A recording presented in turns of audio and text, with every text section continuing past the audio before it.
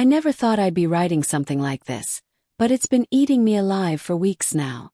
My son just turned 18 last month, and I could already sense a change in him. There was a tension in the air at home, a thick, almost suffocating tension that neither of us wanted to talk about. He kept to himself more than usual, shutting his door, taking longer showers, staying up late with headphones on.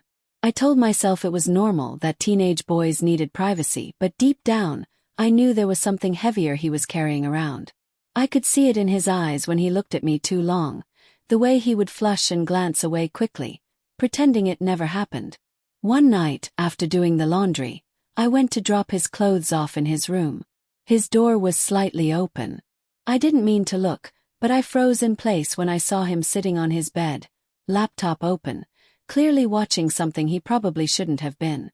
I backed away silently, heart racing, guilt surging through me for even witnessing it.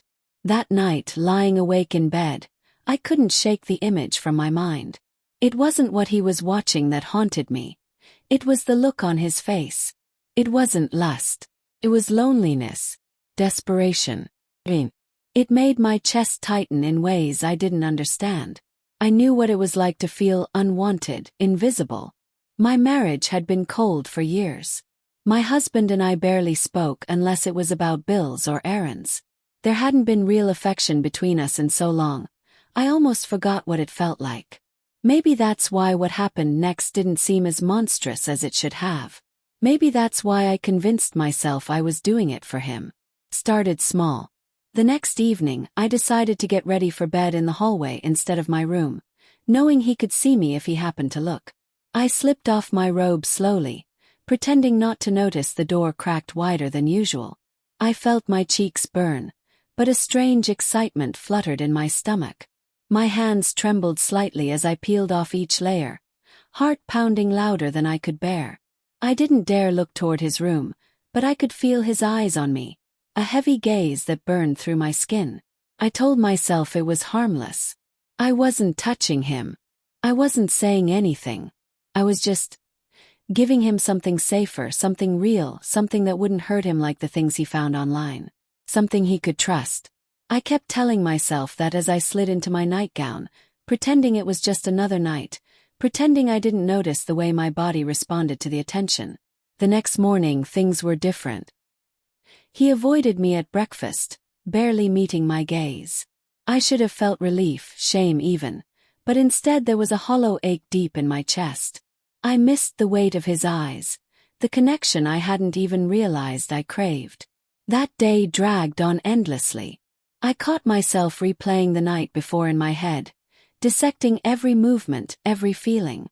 The guilt gnawed at me, but beneath it, something darker, something needier stirred. That night, I didn't need an excuse. I made sure the hallway was dimly lit, enough that I could pretend I wasn't doing anything wrong. I moved slower this time, deliberate but still pretending it was casual. I let my fingers trail down my body longer than necessary. I adjusted my waistband with exaggerated care. I lingered, stretching out the moments until they became unbearable. The air was thick with a silent, shared understanding neither of us dared to acknowledge. I didn't look at him once. Couldn't. If I did, I knew I wouldn't be able to keep lying to myself. I could feel the tremor in my own breathing, the shame fighting with something else, something shamefully close to pride. Was this what it felt like to be wanted again? To be seen? The ache in my heart pulsed with every heartbeat, louder and louder until it was all I could hear. Later that night I sat on the edge of my bed, shaking. I stared at my hands, the same hands that had cooked his meals, bandaged his scraped knees, tucked him in at night. How could they be the same hands that just did what they did? I buried my face in my palms and sobbed, muffling the sounds into the sleeves of my robe. I hated myself for it. I hated how much I didn't want to stop. I told myself it was just that one time. It was just loneliness. It was a mistake. I could fix it. I could draw a line and never cross it again. But deep down I already knew the truth. There were no lines anymore. Not really. Only a slippery slope I had already started sliding down, unable and unwilling to claw my way back. The next day we barely spoke. Every time I caught him looking at me, he dropped his gaze immediately, shame burning his face. It hurt more than I expected. I should have been relieved that he was pulling away, that maybe this whole horrible mess could fade away without destroying us. But instead I felt abandoned, hollow. As if I'd given him a piece of me I couldn't take back, and he didn't want it anymore. That night, I didn't undress in the hallway. I stayed in my room, door shut tight, heart splintering with every tick of the clock. I lay in bed, staring at the ceiling, feeling more alone than I had in years. Sleep wouldn't come. Only the memories, only the crushing loneliness, only the awful realization that somewhere in the darkest corners of my heart, I didn't regret what I'd done. I only regretted stopping. The distance between us didn't last long. 2 nights later, he lingered outside my door longer than usual, footsteps pausing before finally retreating. I listened to every second of it, heart hammering, palms sweating. I told myself to ignore it. Pretend nothing had changed. Be the mother he needed, not the woman craving his attention. But when I cracked my door open just a sliver and saw him standing there in the dim hallway, head down, shoulders tense, I couldn't pretend anymore. I stepped out without thinking. Silent, slow. He didn't move, but I felt the shift between us like a physical pull. My robe slipped lower on my shoulder than necessary. A part of me wanted to blame it on carelessness, but I knew better. I wanted him to look. I needed it like air. And he did, just briefly, before shame forced his gaze down again. That night, I didn't pretend it was accidental. When I undressed, I moved with a deliberate slowness, careful not to look toward him but fully aware of every second his eyes stayed locked on me. The way he watched me wasn't the way boys looked at women in videos. It was reverent, desperate, like he was afraid he'd wake up and find it gone. And God help me, I wanted to give him that comfort. I needed to be the one to quiet that storm in him. It became a pattern without either of us speaking a word about it. At first, only when the house was dark and silent. Then earlier, when dinner dishes were barely dry and the world outside hadn't even gone to sleep yet. I caught him staring more often now. Subtle glances while I folded laundry, brushed my hair, bent to pick something up. And each time I didn't correct him. I didn't scold. I let him have it. I gave him pieces of myself in tiny, careful offerings, pretending I didn't know exactly what I was doing. I noticed the change in him too. He smiled more, spoke more at dinner, lingered when I asked him for help around the house. He stood closer than he needed to. His hand would graze mine when passing me a plate. His shoulder would brush against me in the hallway. It wasn't innocent, not anymore, but neither of us dared acknowledge it. That unspoken agreement, don't say it, don't ruin it, was the only thing holding our fragile world together. Sometimes late at night when I couldn't sleep, I wondered what people would think if they knew. If they saw the way I lingered too long when tucking a blanket around him, or how my hand brushed his hair from his forehead a little too slowly. Would they call me a monster? Would they see the need buried deep in my chest, the aching loneliness, the desperate wish to be enough for someone, anyone? I wasn't blind to my own selfishness. I knew this wasn't about protecting him anymore. It was about filling the void that had swallowed me whole years ago. About reclaiming something I thought I had lost forever.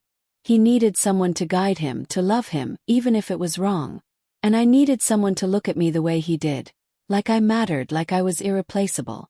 The nights blurred together after that. The way he watched me became bolder, almost hungry, though he still never dared to touch. I could feel the restraint trembling inside him like a live wire, and somehow that made it all the more intoxicating. I was teaching him something without ever speaking a word. How to love, how to ache, how to want without shame. I started wearing things I hadn't worn in years. A silky slip buried deep in my drawer, a robe that clung tighter to my body than it should have. I told myself it was for me, that it made me feel alive again, but I knew better.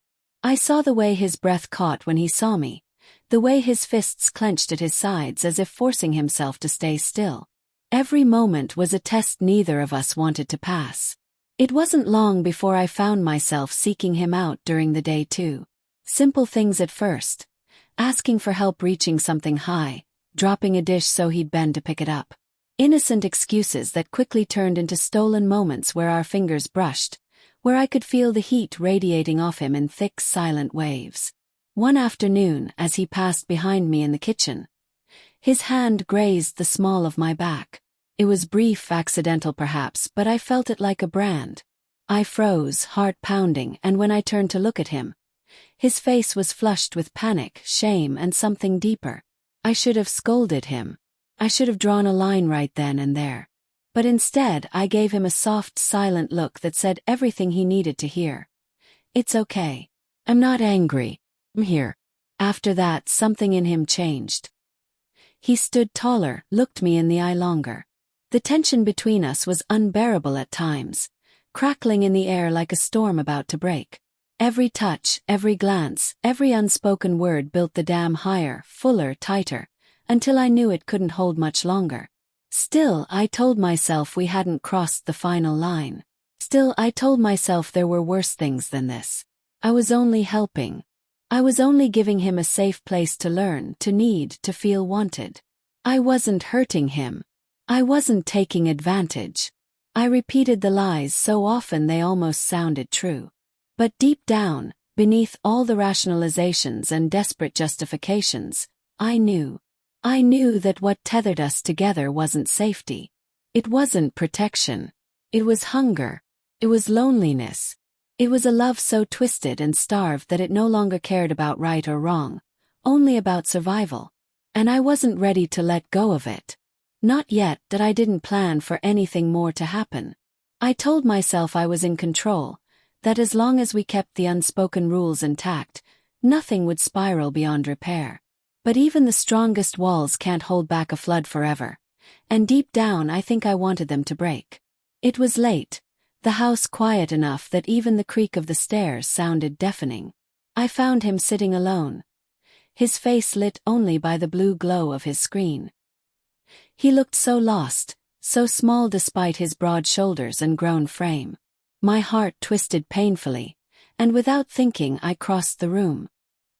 He looked up at me, startled, guilt already staining his cheeks. I didn't speak. I didn't need to. I let the robe slide down a little further, watched his throat bob as he swallowed hard. I should have turned away. I should have let him have his privacy.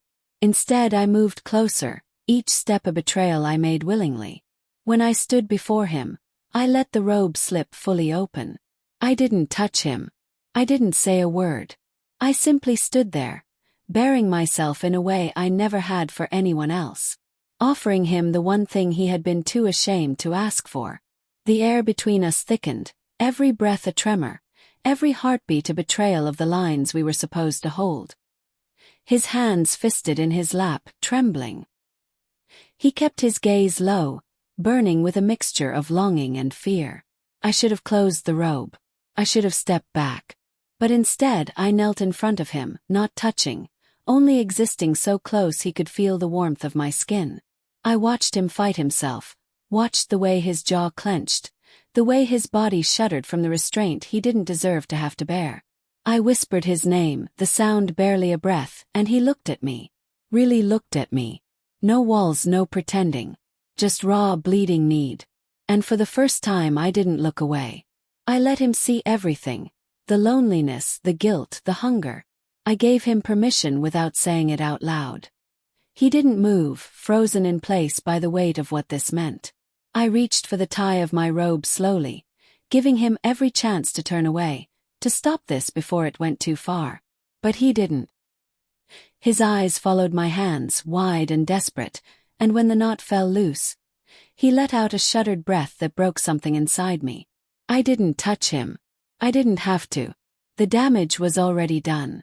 Every inch of me was an offering, and every second he didn't turn away, he accepted it. I should have felt powerful. Instead, I felt exposed, vulnerable in a way I hadn't been since I was young and stupid and thought love could save anyone. I stayed like that for what felt like hours, heart pounding so loud it was all I could hear. I wanted him to move, to make a choice, to take the burden off my shoulders. But he didn't. He sat there, trembling, drowning, lost. And I realized then that it had always been me. I had led him here. I had laid the path and lit the torches. He was only following the only light he had. Tears burned the back of my eyes, but I blinked them away. I wouldn't let him see me break. Not tonight. Not when he needed me to be strong. Slowly, I retied the robe, covering myself again, piece by aching piece. His shoulders sagged in defeat, but I reached out and brushed my fingers through his hair gently, a touch so soft it barely existed. He leaned into it like a starving man, closing his eyes, a broken sound escaping his throat. I wanted to gather him in my arms, to rock him like I did when he was small and scared. But I knew if I touched him any more, if I held him, I wouldn't have the strength to let go. I stood, my body screaming at the loss of contact, and walked away without looking back. Every step was agony. Every fiber of me screamed to turn around, to finish what we had started. But some small shred of sanity kept me moving, kept me from throwing away the last piece of myself that still knew this was wrong. In bed that night, I couldn't stop shaking. I curled into myself, squeezing my eyes shut against the guilt, the need, the bone-deep ache that no amount of rationalizing could soothe. I pressed my fist against my mouth to keep from crying out, to keep from calling for him. I knew we couldn't keep pretending. We had crossed the threshold. Even without a single kiss, a single touch, we had done something unforgivable, something we could never take back. And worse, I didn't want to. The next morning he wouldn't meet my eyes. His hands shook when he buttered his toast, and his voice cracked when he asked if I needed anything from the store. I answered mechanically, pretending not to notice, pretending we were still mother and son and nothing had changed. But everything had. When he left, I sank to the kitchen floor, hugging my knees to my chest. I was drowning in shame, and yet underneath it all, a treacherous warmth still pulsed. A memory of his wide, desperate eyes. A memory of the way his breath caught when he looked at me. I hated myself for it. I hated how much I needed it. I spent the day trying to distract myself, cleaning, cooking, anything to drown out the noise in my head. But by nightfall, the silence was unbearable again. Every creak of the floorboards, every rustle of fabric, every tiny sound set my nerves on fire. When I finally heard his footsteps pause outside my door again, I knew. There was no going back. The dam had broken. The flood was coming. And I wasn't going to fight it anymore. I didn't move. I didn't speak. I only left the door slightly ajar, a silent invitation he could accept or refuse. But in my heart, I already knew the choice had been made long ago. The door creaked wider, slow and hesitant. I kept my breathing steady, refusing to show the storm tearing me apart inside. He hovered there, a silhouette against the dim hallway light, caught between fear and want. I stayed still, waiting, giving him the power to choose. After a long, tense moment, he stepped inside, shutting the door behind him with a quiet click that sounded louder than a gunshot in the stillness. He didn't speak. Neither did I. Words would only cheapen it now. We had lived too long in silence, building this terrible, beautiful thing between us with looks and touches and unsaid things. He crossed the room in slow, uncertain steps, like he was afraid I might vanish if he moved too fast. But I didn't. I stayed where I was, heart thundering, body aching. When he reached me, he hesitated again, searching my face for something. Permission, forgiveness, maybe both. I gave him neither. I gave him only truth. I looked at him without flinching, without pretending. I let him see that I wanted this as much as he did. Maybe more.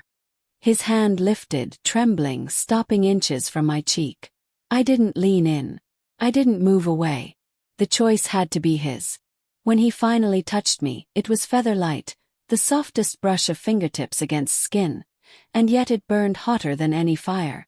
I closed my eyes, breathing him in, surrendering to the inevitability of it all. His touch grew bolder, tracing the curve of my jaw, the line of my throat. Still, I didn't guide him.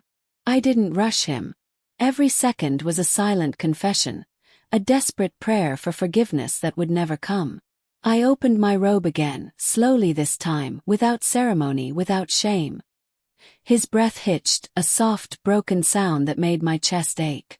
I let the fabric fall away, baring myself completely to him, giving him the final piece of myself without reservation.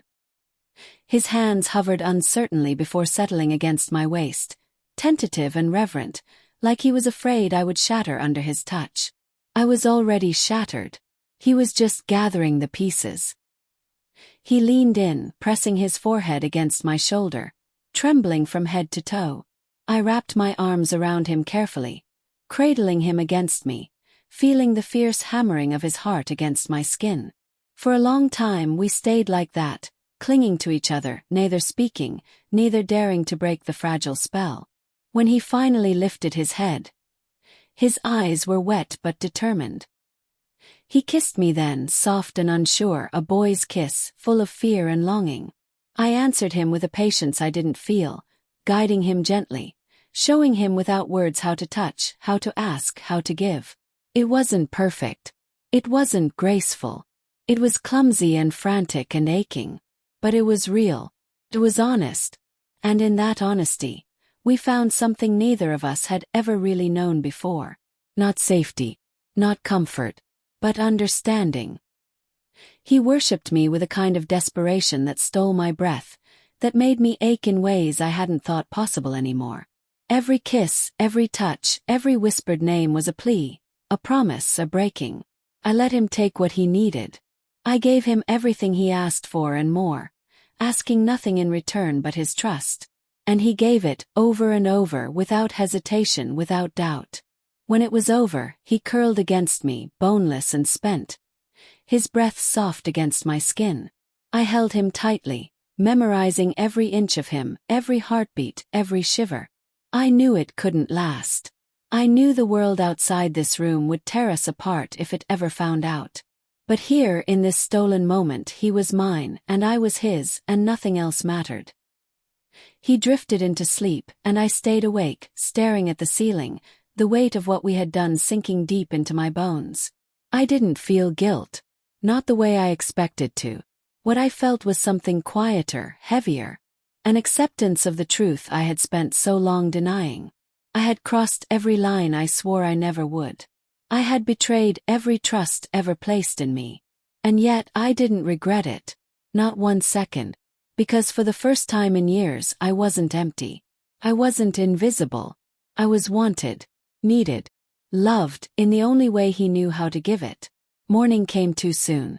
Pale light spilled across the bed, illuminating the mess we had made of ourselves. He stirred, blinking up at me with a softness that broke my heart. I brushed his hair back gently, smiling down at him even as a lump formed in my throat. We didn't speak. We didn't need to. Everything that needed to be said had already been spoken in touches and sighs and gasps in the dark. He dressed slowly, reluctantly, like a man condemned, and I watched him go with an aching in my chest so deep it felt like it would split me open. When the door closed behind him, the house felt colder, emptier. I sat there, wrapped in the robe that still smelled like him, and let the tears fall freely for the first time. Not out of regret, but out of mourning for what could never truly be. I had tasted something forbidden, something so intoxicating that nothing else would ever compare. And I had no one to blame but myself. I had chosen this path. I had laid every stone along the way. And now I had to live with it. The days that followed were a careful dance of avoidance and stolen glances. We didn't speak of that night. We didn't dare. But it lived in every glance, every touch, every breath. It became a part of us, stitched into the fabric of who we were now. There would be no going back. No erasing it. No pretending it hadn't happened. I didn't know what the future held. I didn't know if he would grow to hate me, to resent me for what I had allowed, what I had encouraged. Maybe he already did. Maybe one day he would leave and never look back, and I would be left alone with nothing but memories and regret. But for now he was here. And for now that was enough. Had to be.